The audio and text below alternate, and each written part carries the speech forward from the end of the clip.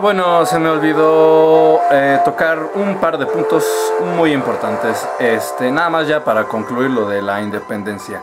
Si te llegan a preguntar en el examen quién fue el último virrey de Nueva España, fue el señor Juan O'Donoghue. Juan O'Donoghue. Este señor que también había sido afectado por por la Constitución de Cádiz, se rebeló contra su propio gobierno y en un lugar llamado Córdoba, pero no en España, sino en Veracruz, porque hay Córdoba en España. Córdoba en Veracruz se puso de acuerdo con los insurgentes e hizo los tratados de Córdoba. ¿Qué son los tratados de Córdoba? Es simplemente el reconocimiento de los españoles que vivían aquí en México de la independencia. Es exactamente lo mismo. O sea, nosotros hicimos el plan de Iguala para reconocer la independencia de México. Los españoles radicados aquí hicieron los tratados de Córdoba para lo mismo, para reconocer la independencia de México. Obviamente en España no estaban de acuerdo y bueno, eventualmente eso trataron de reconquistarnos en algún momento, pero no lo lograron. Eso ya es un poco más, dudo que lo pregunten en el examen. Y bueno, aquí ya se acabó la independencia de México. Ya no he visto más temas hasta la intervención francesa que estén en las dos guías y que esté seguro de que te los van a preguntar en el examen, pero por si acaso los vamos a ver de aquí a que lleguemos a ese momento. ¿Qué pasó después de la independencia de México? No había gobierno, entonces lo que decidieron hacer aquí los mexicanos ya fue elegir un tipo de gobierno provisional llamado la regencia. Esta regencia, lo primero que le surgía en ese momento era abrir un congreso, o sea, poner una cámara de diputados, o sea, establecer el poder legislativo, una institución que pudiera hacer leyes nuevas para regir al país. Como le surgían leyes nuevas para gobernar México, y lo primero que hizo la regencia es poner al Congreso. El Congreso dicta las leyes. Ahora, mientras duró bien poquito la regencia, ¿no? Nada más quieren ponerse de acuerdo entre quién iba a gobernar el país, ¿no? Porque hubo dos bandos y tres partidos políticos. Espero que no me esté haciendo mucho bolas, pero hablamos de los masones. Los masones pues son una secta que transmite ideas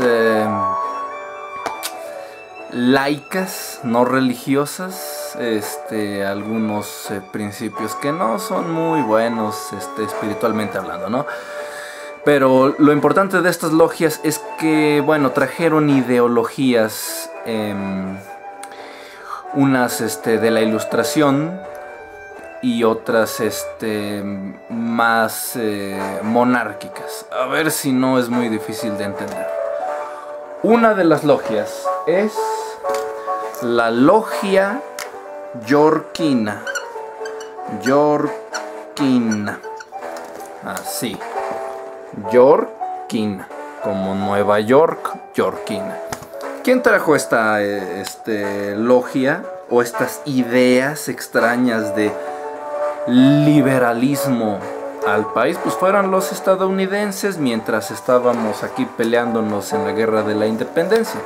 Su principal defensor en ese momento era Vicente Guerrero. Vicente Guerrero era liberal Y la segunda logia es la escocesa.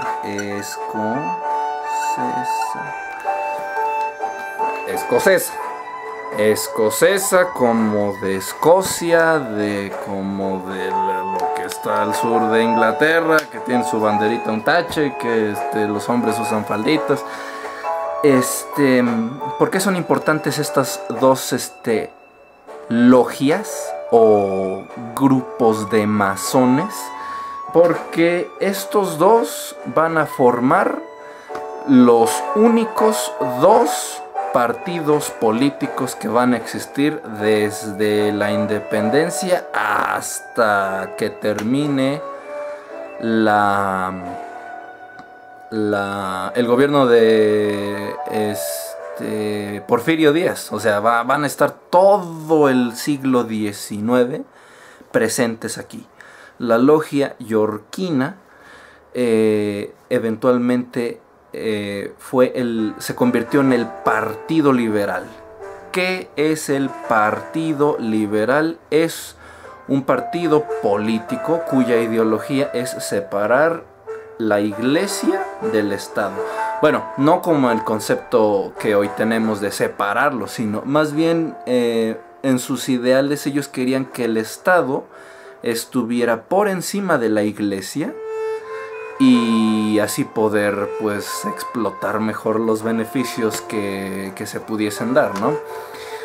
Y lo que los liberales querían era una república con presidente, con gobiernos estatales que tuvieran gobernadores los mismos estados, que hubiese una constitución, porque como tú has de saber, el presidente de la república no es la principal autoridad en el país, es la constitución. La constitución también se llama Carta Magna. Si en el examen te ponen Carta Magna, es exactamente lo mismo que constitución.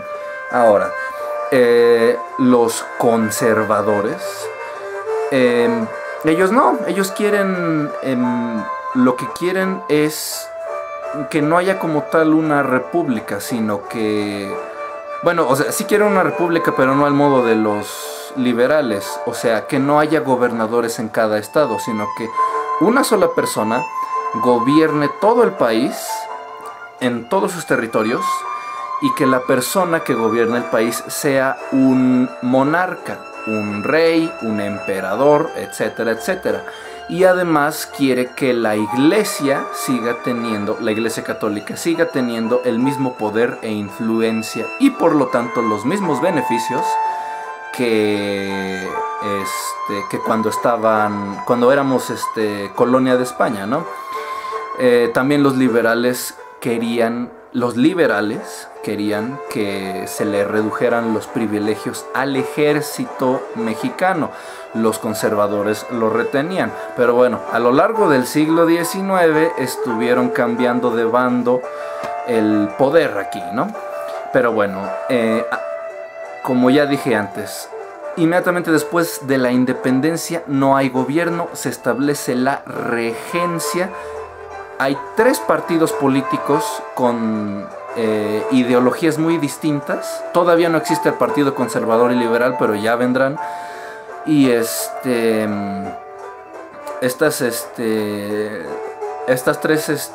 tres partidos políticos sí están de acuerdo en una cosa, que es en formar el Congreso para que haya leyes. ¿Cuáles son los tres partidos políticos que existían en ese momento? Número uno eran los iturbidistas, que decían, ellos eran conservadores, decían, sí queremos una república, sí queremos un Congreso, pero no queremos presidentes, queremos que un emperador o un rey gobierne aquí en México. Y el líder de ellos era Agustín de Iturbide. Agustín de Iturbide, ya lo habíamos visto, era el líder de los realistas. Sin embargo, él, a pesar de que él era hijo de padres españoles y por lo tanto se le consideraba más o menos español, pues había nacido aquí, entonces pues eso ya lo hacía, ahora que era independiente, un mexicano. Y aquí hay una ilustración de Agustín de Iturbide, con su capita y todo, porque eventualmente lo logró en la práctica ser un emperador. Pero bueno, ¿cómo lo logró? Estaban los iturbidistas que decían, ok, queremos una república y queremos un gobernante, queremos un emperador, pero queremos que el rey o emperador que nos gobierne sea mexicano, sea de aquí. Eso decían los iturbidistas. Había otro partido político que eran los borbonistas.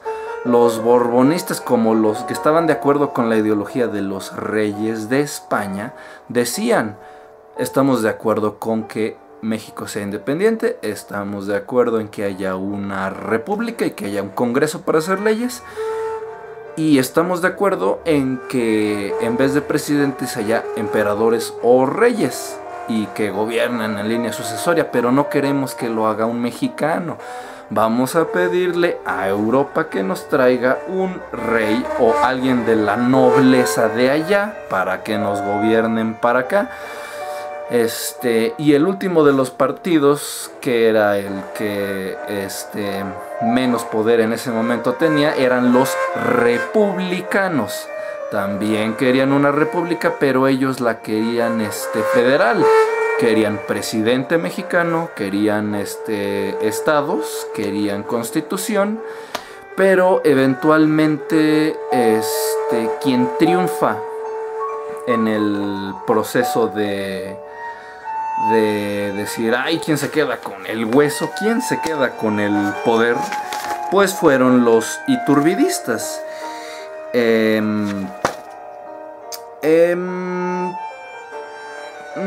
Ok, lo que pasa es que... ok, este es un mini subtema. El país, después de la regencia, ya tiene por fin un gobierno. ¿Qué es México entonces? No es una república democrática y federal como hoy es en día. Era un imperio. Los iturbidistas ganaron. Agustín de Iturbide se queda como el emperador de México, pero su gobierno dura nada más un año, un día. ¿Por qué? Porque si bien Agustín de Iturbide, o sea, ya éramos independientes, ya estábamos separados de España, México estaba listo para hacer lo que querían hacer desde hace mucho tiempo, ya la distinción de clase estaba abolida, la esclavitud ya no existía, pero durante todo este periodo, pues de todas formas hubo problemas, ¿no? Hubo problemas porque no había manera de comerciar bien, no había carreteras como tal, todavía había pobreza, el sistema para la agricultura era muy primitiva todavía, no se podía sacar las suficientes verduras, vegetales, frutas de aquí porque pues no se estaba administrando bien. Y lo principal fue que cuando los republicanos, la gente que había luchado principalmente por parte de los insurgentes en la independencia, se enteraron de que Agustín de Iturbide era iba a ser, o sea, estaba ya reinando en México como emperador, pues se enojaron mucho, porque dijeron, oiga, nosotros no nos lanzamos a luchar en la independencia para que nos volviera a dominar un rey, sino para que fuera una república con representantes y con un presidente y con gobernadores y todo eso. Entonces Vicente Guerrero, ayudado por Nicolás Bravo, a ver, bueno, antes que nada, dentro de los presidentes de México, aquí hay una fotito de don Vicente Guerrero. Vicente Guerrero también fue el último de los grandes héroes de la independencia. Y por aquí tenemos a don Nicolás Bravo. El joven Nicolás Bravo no solo fue héroe de la independencia, también luchó eventualmente en la guerra contra Estados Unidos. Pero bueno, Vicente Guerrero y Nicolás Bravo querían su república a fuerza, Entonces, eso aunado a los problemas que tuvo Iturbide para gobernar,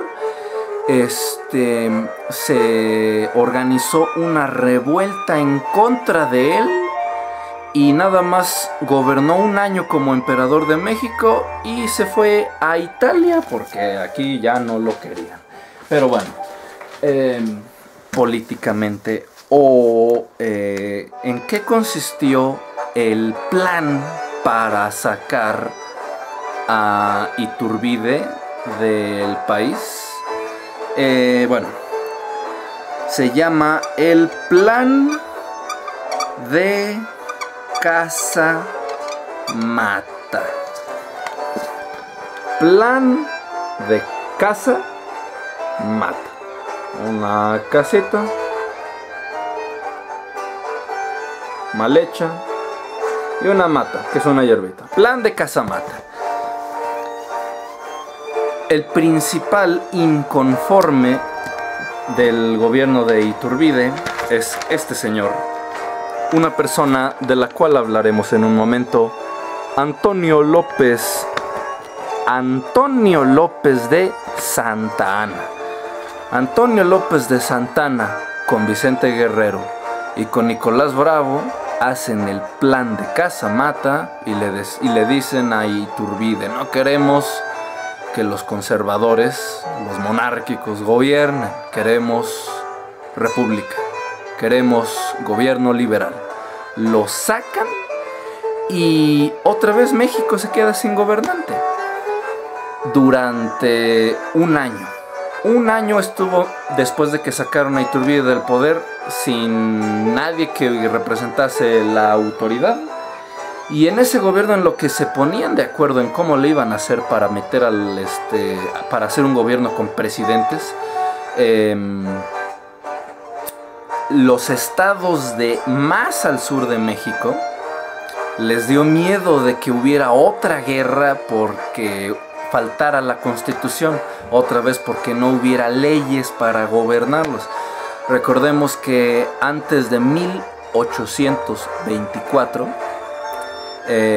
Panamá, Honduras, Guatemala, Belice y El Salvador, que son países de Centroamérica, eran estados de la República Mexicana, en lo que les dio miedo y se separaron del país. Inclusive Chiapas se juntó con ellos e hicieron un país llamado las Provincias Libres de Centroamérica o algo así, me acuerdo. Pero eventualmente, ya que México tuvo una constitución, Chiapas regresó a ser parte de México, pero ya el límite sur de México quedó cortado y el último estado de la República es Quintana Roo, Campeche, Chiapas, Tabasco, etcétera, etcétera. Y los demás países se volvieron. Ahora, hasta 1824 se pusieron de acuerdo y por fin dijeron: bueno, vamos a organizar un congreso constituyente que nos dé una constitución. Ya habíamos hablado de que hubo una primera constitución que fue organizada por Morelos, la Constitución de Apatzingán, pero fue desechada, nunca se aplicó, estaban en guerra. Entonces se hizo una segunda constitución, la Constitución de 1824. 1824. Es la segunda constitución, pero realmente es la primera constitución que sí se hace ejercer, que sí cumple, que sí gobierna, y por lo tanto pues se le considera como tal pues la primera constitución.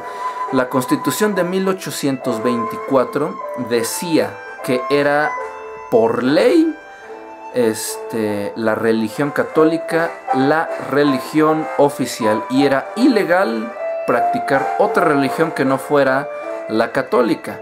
Además de esto, pero lo importante de esta constitución es que por primera vez se divide el país en tres poderes: legislativo, ejecutivo y judicial.